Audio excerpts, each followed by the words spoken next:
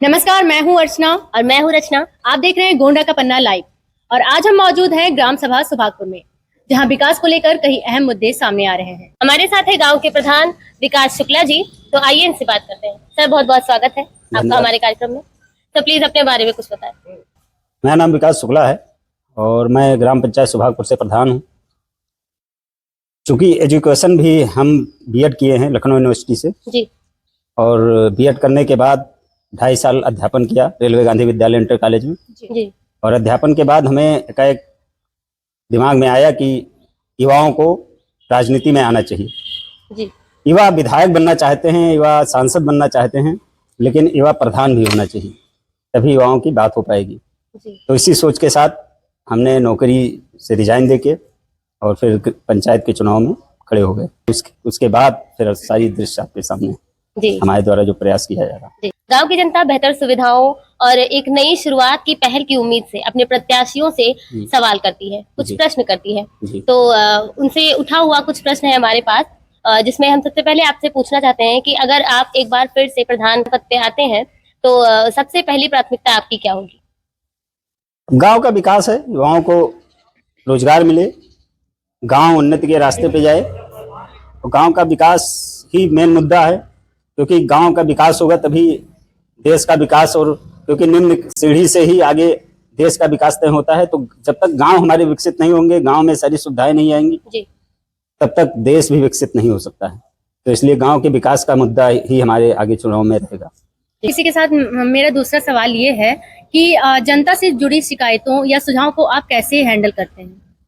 हमारे पास व्यवस्थाएं हैं, क्योंकि पंचायत भवन है, वहाँ पे भी कोई शिकायत कर सकता है।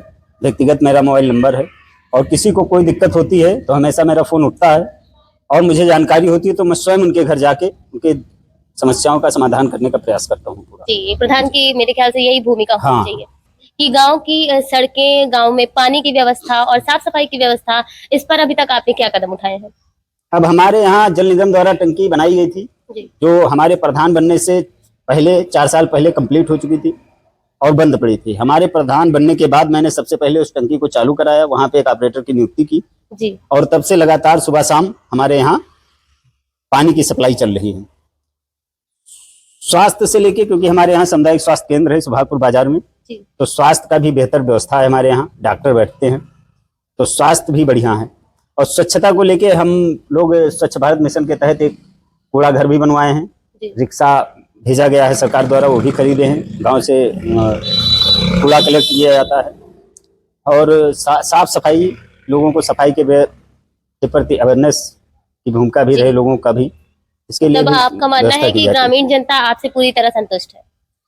अब ये तो जनता बताएगी संतुष्ट है कि नहीं है, लेकिन मैं अपने काम से संतुष्ट हूँ। कि सरकारी योजनाएं जो आती हैं वो आप जरूरतमंद को किस तरह से मतलब पहुंचाते हैं और आगे कैसे पहुंचाते रहेंगे? जैसे उसके लिए हमारे पास कई सोशल मीडिया के माध्यम भी हैं कि लोग हमें जानकारी दे सकते हैं। और वैसे हमने भी लगा रखा है, जो हमारे यहाँ 60 साल पूर्व होते हैं या कोई मर जाते हैं, उनको पेंशन की सुविधा कैसे मिल जाए तत्काल। ठीक, हमारे यहाँ जब हम प्रधान बने थे तो हमारे यहाँ 40 पेंशनर थे, मतलब उसमें विधवा, विधुर और वृद्धा सब मिला के। अभी लास्ट साल तक हमारी जानकारी में 180 लोग हमारे यहाँ पेंशनर हैं, विधवा और वो बना के। तो हमने प्रयास किया है और बेहतर रिजल्ट है। हमारे यहाँ कोई 60 साल से ऊपर ऐसा व्यक्ति नहीं होगा कि जो वृद्धा पेंशन ना पाता हो। कई बार ऐसा होता है कि गांव के जो युवा होते हैं उन्हें कई बार गांव में उस तरह के रोजगार, उस तरह की प्रशिक्षण नहीं मिल पाते हैं, जिसकी वजह से उन्हें बाहर जाना पड़ता है और बाहर जाकर अपने जीवन यापन और अपने परिवार दोनों को संभालने का एक भार सा आ जाता है। तो उस चीज को आप कैसे यहाँ पे बैलेंस करेंगे कि यहाँ पे युवाओं को लेकर के रोजगार और प्रशिक्षण की क्या व्यवस्थाएं हैं? जैसे हमारे यहाँ तो एक प्रशिक्षण बैंक द्वारा खोला गया है, जो स्किल डेवलपमेंट का है, भारत सरकार द्वारा चलाया जा रहा है। उसका केंद्र भी यहाँ है। काफी दूर से लोग, महिलाएं, बच्चे सब ट्रेनिंग के लिए आते हैं। सिलाई और कढ़ाई इसकी ट्रेनिंग भी होती है हमारे यहाँ। क्योंकि हम लोग सौभाग्यशाली, हमारे यहाँ बाजार भी है, तो हमारे यहाँ जो कम पढ़े लिखे युवा हैं उनको हम लोग प्रोत्साहित करते हैं कि कुछ ना कुछ बिजनेस करें, धंधा करें, क्योंकि घूमने से कोई फायदा है नहीं। और बाकी खेल के माध्यम से और तमाम चीज़ों के माध्यम से उन्हें बीच बीच में जानकारी दी जाती है। ब्लॉक पे भी कई बार मीटिंग लगाई गई जिससे युवाओं को रोजगार दिया जा सके। वहाँ भी कई बच्चे गए और काम भी पाए, वो अपना काम कर रहे हैं।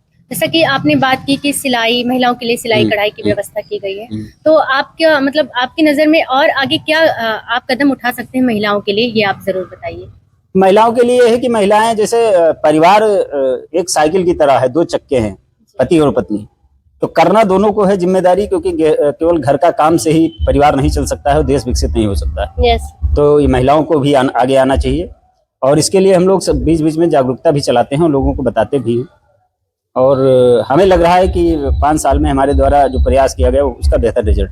ग्राम सभा सुभागपुर में जैसे कि ग्राम एरिया है, तो गांव पे मेरे मानने में पुराने लोग होंगे, तो वो लोग किसानी पर निर्भर होंगे। जी जी। तो किसान की कुछ समस्याएं होती हैं, जैसे पानी की समस्याएं हो जाती हैं, या फिर आवारा पशुओं की समस्याएं हो जाती है, जिससे उनके फसलों को नुकसान हो जाता है। तो उन सारी समस्याओं के निवारण के लिए आप अभी क्या कदम उठा रहे हैं? हमारे यहाँ जो छुट्टा जानवर थे उनको पकड़वाया गया है, कहीं वहाँ भिजवाया गया है गौशाला में, और अभी तो कम ही जानवर दिख रहे हैं। और वैसे गांव के लोग भाई जो पाल रखे हैं वही छोड़ देते हैं, लेकिन हम लोगों के द्वारा प्रयास किया जा रहा है। किसानों के लिए सुविधा बेहतर है, क्योंकि 2 नदियों के बीच में हमारा जिला पड़ रहा है या मंडल पड़ रहा है, तो हमारे यहाँ 40 फुट पे पानी की उपलब्धता है। तो किसान को पानी, और वैसे सजू नहर खंड से भी काफी व्यवस्थाएं की गई है सरकार द्वारा, तो किसान को पानी मिल जा रहा है, और सरकार की भी इसमें सहयोग देती है बराबर हम लोगों का। तो इसलिए किसान को बहुत ज्यादा समस्याएं नहीं आती, और जो भी आती है, बीच में खाद बीज की समस्याएं थी तो उसको दूर कराया गया, क्योंकि हमारे सुभागपुर में सहकारी समिति है, तो वहाँ पे बराबर खाद की उपलब्धता रहती है। तो आपका ऐसा कौन सा मुद्दा मतलब आपके मन में लगता है कि अधूरा रह गया है, उसको और बेहतर तरीके से करने का इरादा है? अब हमारी तो सोच है कि हमारे गांव में एक खेल मैदान हो, जिसमें युवाओं को खेलने का मौका मिले। एक ओपन जिम की व्यवस्था की जाए, जिसमें युवा जिम कर सकें, बुजुर्ग भी जिम कर सकें। और हमने अपने ग्राम सभा में कई ये स्ट्रीट लाइट भी लगवाई है, जिसके लिए शाम को भी लोग सुरक्षित टहलने निकल सकते हैं। जैसे आपके सामने भी एक स्ट्रीट लाइट लगी होगी, तो यहाँ हम लोग बैठे हैं, तो यहाँ भी शाम को। और हमारे यहाँ महर्षि चमन ऋषि जी का आश्रम है, उसके विकास के लिए हम प्रयासरत हैं। उसके लिए हमने डीएम से, मैम से भी मिले हैं, उन्होंने भी आश्वासन दिया है। क्षेत्रीय विधायक भी लगे हुए हैं, सांसद जी भी आश्वासन दिए, और फिर देख रहे हैं जितना बेहतर हो सके उतना गाँव को बेहतर किया जाएगा।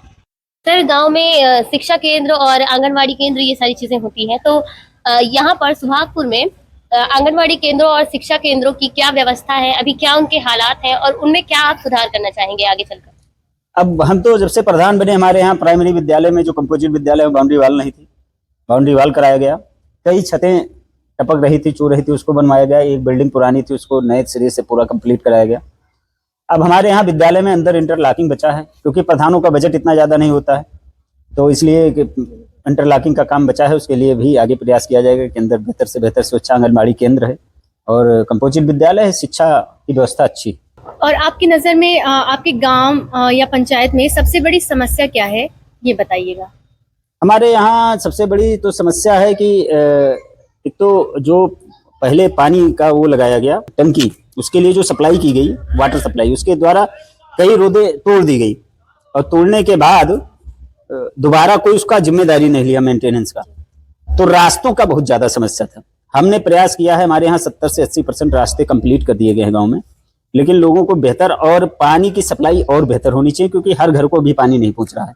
क्योंकि जो भी ठेकेदार आए वो अपने मन से 10-20 कनेक्शन करके अपना पैसा निकाल के निकल गए।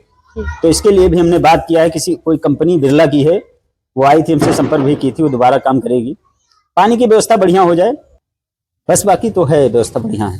जी प्रधान जी, आप एक प्रधान हैं और आगे भी बनना चाहते हैं, उस पर कार्यरत रहना चाहते हैं, तो आपकी नजर में अगर कोई नया प्रधान आता है और वो नया प्रत्याशी होता है, तो आप उसको कैसे आंकते हैं अपनी जगह पे रखकर कि वो कैसा हो सकता है? नहीं, रिजल्ट तो अध्यापक ही देता है, तो जनता हम लोगों की अध्यापक है जी। अब आंकने का काम जनता का है, हम लोगों का नहीं, क्योंकि हाँ जनता का है। हम अच्छा काम किए होंगे तो जनता हमें रिजल्ट देगी, अच्छा काम नहीं किए होंगे तो जनता किसी दूसरे को लेके आएगी। जैसा कि हम लोग भी जानते हैं कि आप प्रधान पद पर कार्यरत हैं, तो आपने अपने कौन से काम से सबसे बड़ी सीख ली है?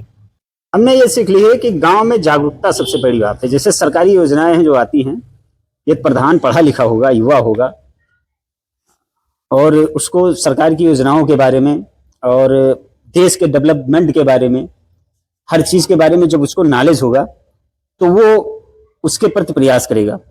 तो हमारा प्रधान रहते हुए मुझे ये अनुभव हुआ है कि यदि कोई भी प्रधान पद का प्रत्याशी है, यदि वो पढ़ा लिखा है, समझदार है, सामाजिक है, 4 लोग उसको पहचानते हैं, तो वो कुछ अपने अपने को साबित करने के लिए और कुछ समाज को दिखाने के लिए वो मेहनत करेगा। और यही प्रयास होना चाहिए जनता का भी कि ऐसे प्रधानों को चुने जो आपकी समस्याओं को ऊपर तक ले जा पाए, अधिकारियों से बात कर पाए, सरकारी योजनाओं को जमीन पे ला सके। तो आपका क्या ख्याल है कि अभी इस समय जनता आपको कैसे, मतलब किस नजर से देखती है, कैसा है रिश्ता आपका और जनता अब हमें तो लग रहा है हमारी जनता बहुत अच्छा देख रही है जी। अब बाकी जनता के मन में है वो क्या कर रही है। और आदमी को अपने काम में 100% देना चाहिए, बाकी रिजल्ट तो फिर सामने दिखाई देगा। तो आपके हिसाब से सबसे आवश्यक गुण क्या होने चाहिए एक प्रधान के? सामाजिक होना चाहिए मेन चीज, उसको समाज के प्रति उसका लगाव होना चाहिए। ठीक, इस समाज के लिए हम कर क्या सकते हैं बेहतर से बेहतर। जब व्यक्ति अंदर से सामाजिक होगा तभी वो समाज के बारे में सोचेगा। ठीक, तो पहली तो प्राथमिकता कि आदमी को सामाजिक होना चाहिए। वो किसी के दुख में जाता है, खड़ा होता है कि नहीं खड़ा होता है, किसी का कोई बीमारी है या कोई तकलीफ है उसमें वो खड़ा होता है कि नहीं खड़ा होता है, उनके साथ चलता है कि नहीं चलता है। पहला तो गुण इसी से पता चलता है, सामाजिक होना। और दूसरी बात, जो बराबर आपके बीच में रहता हो, मतलब जिसको आप तुरंत फोन करें और आपका फोन उठाए और आपकी समस्याओं को सुने। निवारण तो में समय लग सकता है, परिवार का हिस्सा, हाँ परिवार का हिस्सा हो, ऐसे व्यक्तियों को चुनना चाहिए। हमें तो ये लग रहा है कि प्रधान पद का जो प्रत्याशी हो उसको थोड़ा सामाजिक होना चाहिए। बरसाती मेघा नहीं होना चाहिए कि बरसात आया तो मेघे की तरह आ गए, फिर उसके बाद 5 साल गायब हैं, उनको कोई जनता से मिलना है। हम कह रहे हैं हमें 2 वोट मिला, हमें प्रधान ही लड़ा। मान लीजिए मैं प्रधान ना होता, हमें गांव से 2 वोट, तो हमें उन 2 लोगों के प्रति भी अपनी जवाबदेही तय रखनी चाहिए 5 साल ना होने के बाद। और है तो आपका पूरा गाँव है। और दूसरी बात, प्रधान बनने के बाद किसी भी संवैधानिक पद पे जाने के बाद आदमी को ये नहीं देखना चाहिए कि इन्होंने हमको वोट दिया कि नहीं दिया, फिर उसको पूरे गांव का वो प्रधान है, पूरे गांव के विकास की बात समान नजर से देखनी। प्रधान जी, बहुत अच्छा लगा आपसे मिलकर। आपने सुभागपुर ग्राम से संबंधित विकास की बातें हमारे सामने रखी और अपनी विचारधारा को व्यक्त किया हमारे साथ। ऐसे ही सच्ची खबरों को देखने के लिए देखते रहिए गोंडा का पन्ना लाइव। तब तक के लिए धन्यवाद।